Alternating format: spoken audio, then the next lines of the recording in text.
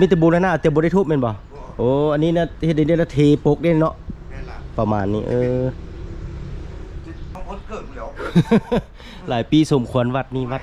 วัดทัดขาวเนาะเนาะโอ้ถาดขาวถาดดำอันนี้เป็นถาดขาวนี่คือทำสวน11 ปีเต็มนี่เด้ออยู่วัดถาดขาวบ้านถาดขาวเมืองศรีสัตนนครหลวงเวียงจันทร์เปิ่นสร้างครับสบายดียินดีต้อนรับเข้าสู่ช่องสวรรค์บรรณาพี่น้องเมื่อนี้ก็ทีมงานท่องสวรรค์บรรณาจะนำพาท่านผู้ชมไปรับชมวัดพี่น้องอยู่วัดธาตุขาวสังฆารามที่ขึ้นกับบ้านธาตุขาวเมืองศรีสัตนนครหลวงเวียงจันทร์พี่น้องนี่กับโบไกพี่น้องอยู่ใกล้กับโรงแรมดอนจันทร์พาเลสพุ่นอยู่โซนนั้นก็ถือว่าได้โอกาสในเวลาว่างๆพี่น้องอยู่โบไกซึ่งเป็นสถานที่หนึ่งที่ข่าวว่ามีพระใหญ่แล้วก็มีผูกพระปั้นนอนยิ่งใหญ่อยู่ในวัดดังเก่านี่ก็คือท่านผู้ชมเห็นนี่ตอนนี้ข้าพเจ้าก็ได้ยืนอยู่ทางประตูเบื้องเข้าวัดดังเก่านี่แหละเป็นวัดธาตุขาววัดธาตุขาวสังฆารามไปเข้าไปรับชมนำกันพี่น้องก็คือถ้าผู้ชมเห็นนี่ก็จะเป็นอีกหนึ่งสถานที่ที่ว่าเป็นสิ่งหนึ่งที่ว่าเป็นชาวพุทธศาสนาที่ได้ปฏิบัติสืบทอดกันมาจนเป็นเคารพทางศาสนาพุทธนั่นเองซึ่งวัดดังกล่าวกับบริกวงบริไก่แต่บริใหญ่แก่ถือว่าเป็นอีกหนึ่งจุดที่ว่าเป็นจุดเด่นนั่นก็คือมีพระพุทธรูปใหญ่โดยเฉพาะแม่นในยามมื้อบุญมื้องานต่างๆก็จะมีผู้คนเต็มพี่น้องนี่เข้ามาบางนี้ก็จะเป็นหอกอง ขอโทษไปหอกองคือแบบวัดทั่วๆไปนี่ก็จะมีนี่ก็จะเป็นวัดเก่านี่เนาะวัดเก่าตะกี้แล้วเพิ่งก็ได้มีการแกะทุบมั่งหรือว่าปรับปรุงบะประมาณนี้สอบถามมาก่อนก็จะเป็นโอ้นี่เป็นวัดเก่าเป็นบ่อนี่เนาะทุบบ่มีแต่บูรณะแต่บ่ได้ทุบเป็นบ่โอ้อันนี้นะเฮ็ดได้ละเทปกได้เนาะประมาณนี้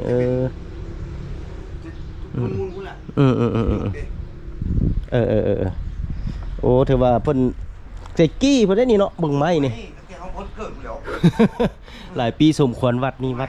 วัดทัดขาวเนาะเนาะ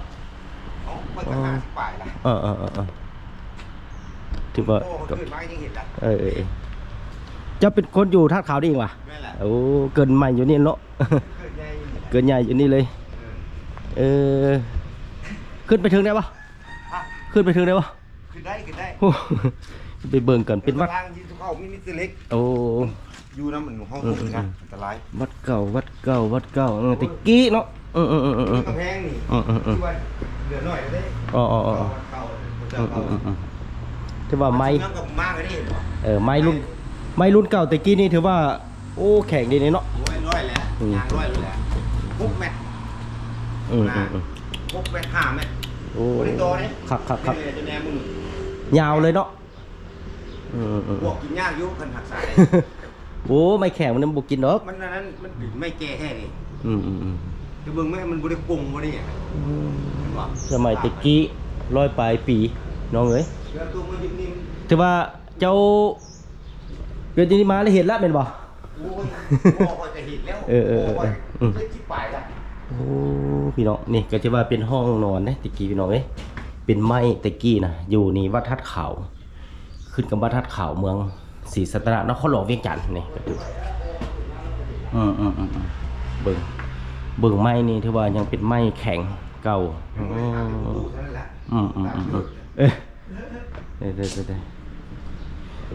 แต่ว่ายามบุญนี่ก็คนมาเต็มเลยเนาะยามบุญยามทานนี่ยังไงสมไปเบิ่งผ้าใหญ่ก่อน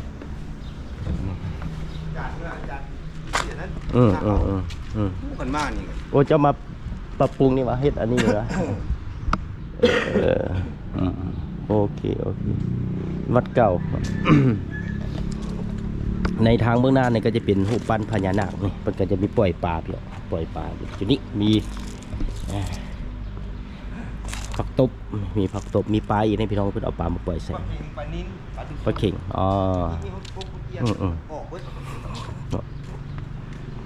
อันนั้นแม่นถาดเพิ่นก่อไว้ตะกี้บ่นะแม่นแหละพ่อมาแล้วโอ้ กับบุคคลก็เป็นใกล้ๆกันแหละเพราะว่าผมชื่อว่าทัดขาวเลย อันนี้หมอมาธาตุขาว นั่นแหละ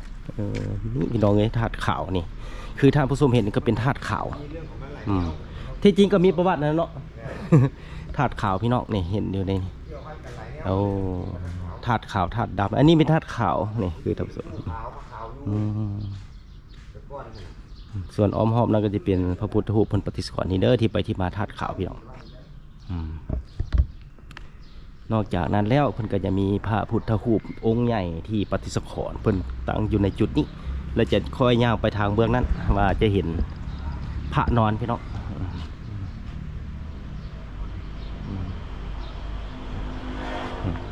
มีพระหลายองค์ที่พี่น้องเลยที่เพิ่นปฏิสกรอยู่อ้อมผามนี่เห็นแล้วพระใหญ่พี่น้องอ๋อสาธุสาธุสาธุขอให้ที่ได้มาเห็นอยู่ใกล้ร้านนี่พี่น้องอยู่นครหลวงเวียงจันทร์ร้านนะครับข้าก็ไม่ได้เข้ามาเบิ่งก็ได้ว่าเป็นสิว่าก็ครั้งแรกในชีวิตว่าซะได้เข้ามาจุดนี้ที่ได้มาเห็นก็สวยงามอีหลีก็ถือว่าโดดเด่นเต็มตาเป็นวัดนอน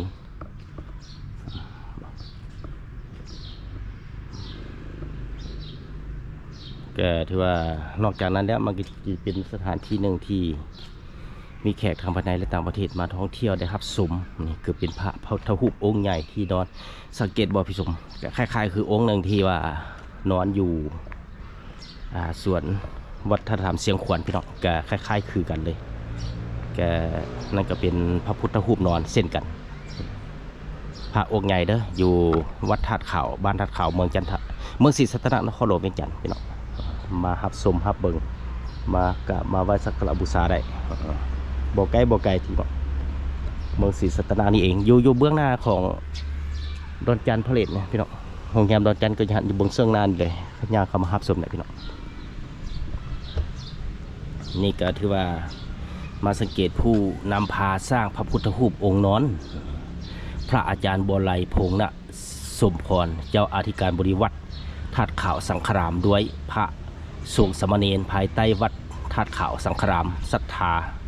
แม่ออกเวียงคำอนุรักษ์เอ็นซีเชียงใหม่พร้อมครอบครัวและหานอาหารทีโอซูชิห่วมศรัทธาออกตนญาติโยมทางภายในและต่างประเทศ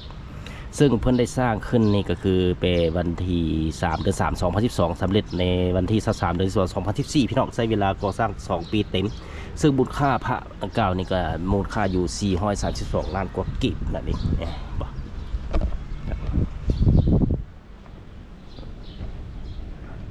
มูลค่า432 ล้าน7แสนกีบสำเร็จ2014แสดงว่าได้อยู่11 ปีพี่น้องปีนี้2025ได้11 ปีเต็มนี่เด้ออยู่วัดธาตุขาวบ้านธาตุขาวเมืองศรีสัตนนครหลวงเวียงจันทร์เพิ่นสร้างพระพุทธรูปองค์ใหญ่นอนพระพุทธรูปองค์นอนผมว่าที่จริงแล้วก็มีประวัติต่างๆนั่นแหละพี่น้องต้องสืบค้นสอบหาได้ในนี้ทีมงานท้องสัมมนาก็มีเพียงแต่เสนอในรูปร่างภายนอกมหัศสมส่วนประวัติต่างๆก็สามารถสอบค้นหาได้พี่น้องส่วนจุดนี้ก็จะเป็นกุฏิเก่าแต่กี้พี่น้องเลยเพิ่นว่าได้ห้อยปลายปีแล้วตามสอบถามผู้ที่ว่าเพิ่นอยู่วัดธาตุขาวอยู่บ้านธาตุขาวเกิดใหญ่ลุ้นอยู่ในนี้นี่ก็จะเป็นเงินตะกี้พุ่นแหละเป็นทรงไม้ก่อไม้ก่อซีมังเครื่องไม้เครื่องซีมัง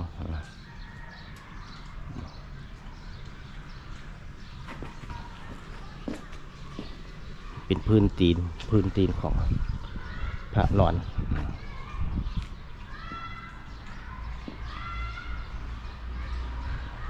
วันนี้จะออกไปเบิ้งนี่พี่น้องอ้อมหอบให้ท่านผู้ชมได้เห็นสุด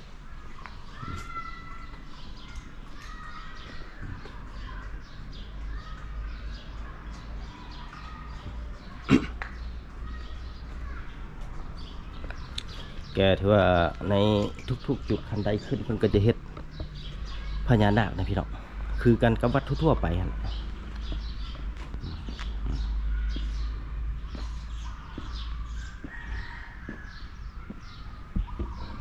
เดี๋ยวว่าเก่าแก่อีหลีพี่น้องนี่เพิ่นก็บ่ได้ทุบบ่ได้มากมีเพียงแต่บูรณะปรับปรุงเล็กๆน้อยๆเพิ่นก็จะบ่ได้มาเลยเฮ็ดใหม่เพิ่นจะรักษาคงเดิม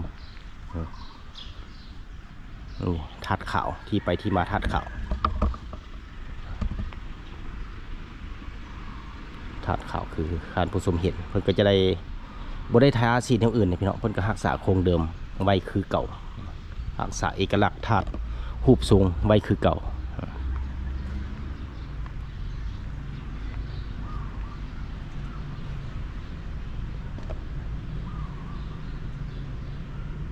ก็จะค่อยสมอมหอบไปอีกเบื้องนั้นแล้วก็จะกลับพี่น้อง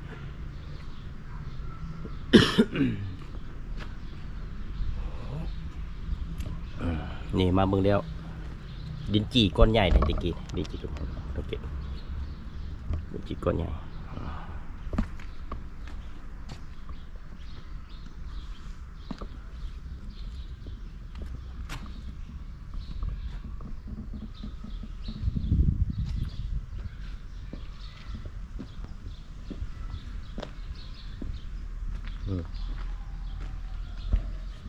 ถึงว่าจะเป็นแบบนี้พี่น้องถ้ามีบุญมีงานในคนเต็มเนี่ยมาใส่บาตรนะโดยเฉพาะวันศีล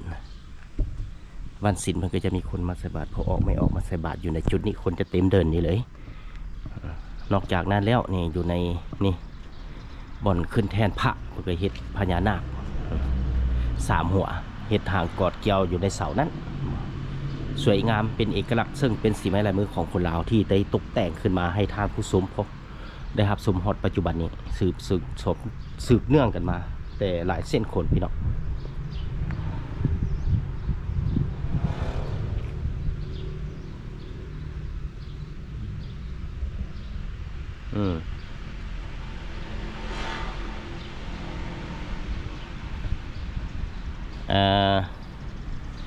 วันนี้นี่เบื้องหน้าก็จะเป็นเส้นทางล่องถนนแคมป์ของพี่น้องสร้างขึ้นพี่น้องต่อไปเพิ่นก็จะเป็นทางล่องแต่ว่าปัจจุบันนี้รถถือว่ายังแล่นคงเดิมอยู่ถือว่าภัยโบกาสวนมาแล้วพี่น้องให้ตามแจ้งการเพิ่นว่าจะได้มีการปรับปรุงสร้างเท่านี้จะมีแต่ล่องอย่างเดียวบ่มีขึ้นเดี๋ยวนี้นี่ถือว่ารถนี่ยังแล่นคือเก่าภัยสวนมาก็ยังถึงรถตามพี่น้องอีกบ่โดนแล้วเพิ่นก็จะได้มีการปรับนำไส้เส้นทางใหม่เปลี่ยนทิศทางใหม่นั่นเอง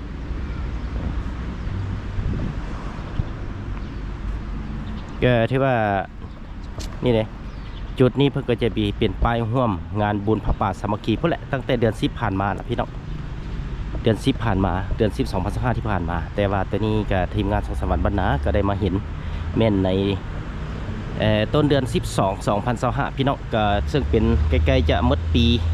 2025ละก็ได้เอาบรรยากาศภาพสวยงามนี่เอาจะเป็นมุม360ให้ท่านผู้ชมพร้อมหอบอยู่ในเดินวัดของวัดธาตุขาวบ้านธาตุขาวเมืองจันทบุรีเมืองศรีสัตนนครหลวงวิจันทร์นั่นเอง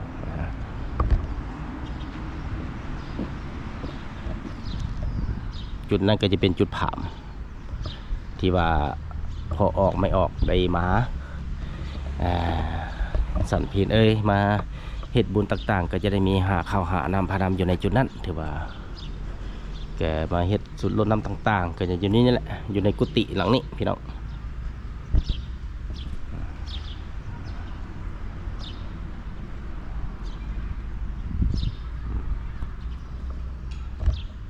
เป็นจะได้ผู้ชมมาฮอดนี้ก็นำเสนอวิดีโอตอนนี้ขอจบเพียงเท่านี้พบกันใหม่ในตอนต่อไปขอลาก่อนสบายดี